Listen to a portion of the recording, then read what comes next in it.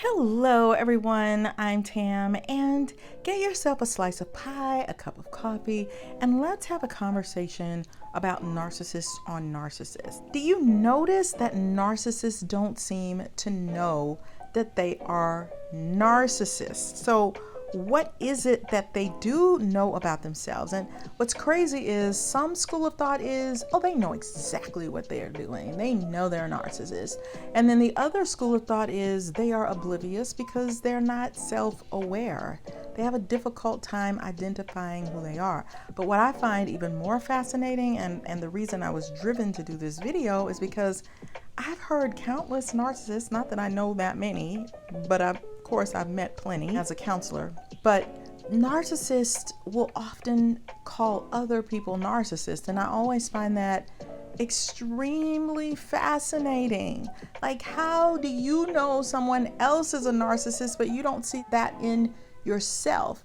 And sometimes they're on to something. They may not be exactly correct about what they're noticing, but they know a lot of times when there is a problem with another person. But getting them to see that trait in themselves, that is so frustrating.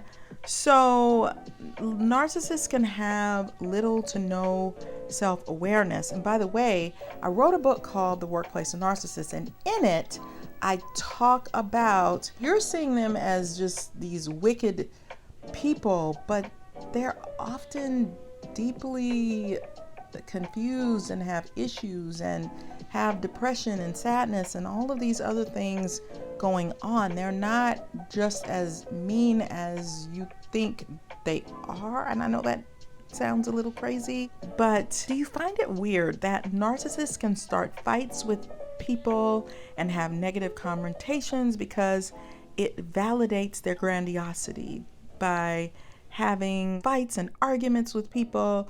Because what is the number one thing that a narcissist wants to do? They want to invalidate, they want to degrade, humiliate, devalue, dehumanize other people, and then they can victimize themselves. Like, I'm so pitiful and poor me, but they actually like being mean and terrible to other people, which is why they have such a bad name.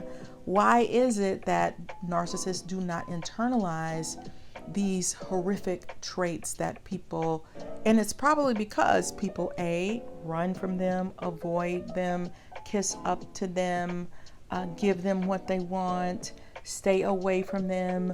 They validate their behavior because I don't want them looking at me. Don't look at me.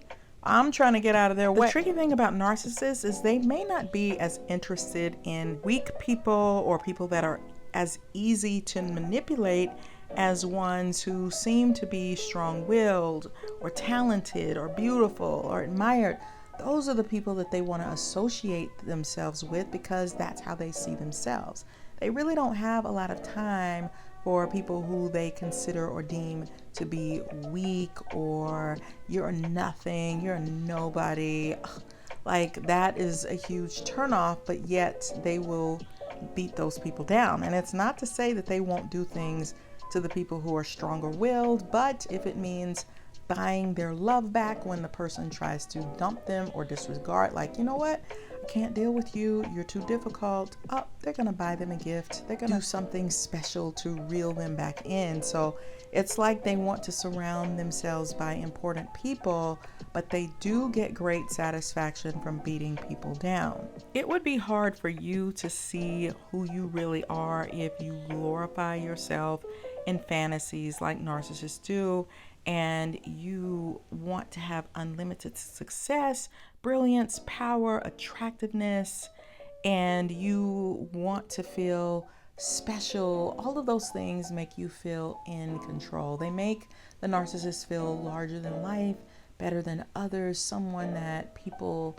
look at as just handsome, gorgeous, beautiful, just the most amazing person in the world. So it flies in the face of the thing that they really are, which is pretty terrible. And their traits are so difficult that it makes us disregard that the person has a personality disorder. They also often rise to the top in many organizations, which is what my book is also about. And so that makes us overlook the fact that this person had some level of trauma, there was some level of abuse potentially. Even over spoiling someone, in my opinion, is very abusive. It teaches a deep level of self-hatred in a person, not a deep love. It doesn't teach the person to develop important internal traits that are necessary for true survival in life. So these people are so difficult. We all have blind spots. All of us have areas that we need to work on. All of us get on the defensive if somebody calls you out on something. Your first reaction is going to be to defend yourself.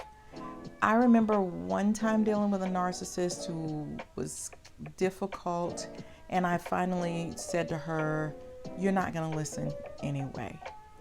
And that made her be quiet, and it made her actually listen and take in what I'm trying to tell you that's interfering with us. Not that we couldn't get along, but get along better. If your defense mechanism is to be plastic, is to be better than what you are, then wouldn't it hurt to see yourself as the total opposite? You couldn't tolerate it, survive with that ugliness. You couldn't handle it. So I just think if I had $1 for every time a narcissist says, "Oh, I know some narcissists," or "I know this is probably lacking in compassion," but it would be nice, even for the sake of them healing, to be able to hold up a sign and say, "You are a narcissist." And a lot of narcissists, plain old narcissists, sometimes they are normal. They act normal, they have normal conversations, they're fine. It's a lot of times when they're triggered, and triggered could be, you think you're better than everyone else. Look at those people that I don't know. They think they are amazing. And I mean, it could just be the smallest thing that triggers them into narcissistic abuse. But there are times when they are a-okay, and that might be another reason why they don't see themselves as a narcissist, because they can actually be kind and helpful at times. So let me know in the comments why the heck narcissists can point out other narcissists, because I feel like I'm not quite getting to the bottom of it. So if you have insight, let me know why is it that narcissists identify other narcissists, but they don't identify it within themselves. Definitely check out my book, The Workplace Narcissist. I'll put the link in the description box, and let people know about my videos. Like, subscribe, please. It really gives me the motivation to keep sharing this type of information with you. So thanks for watching, and I'll see you on the next video. Bye.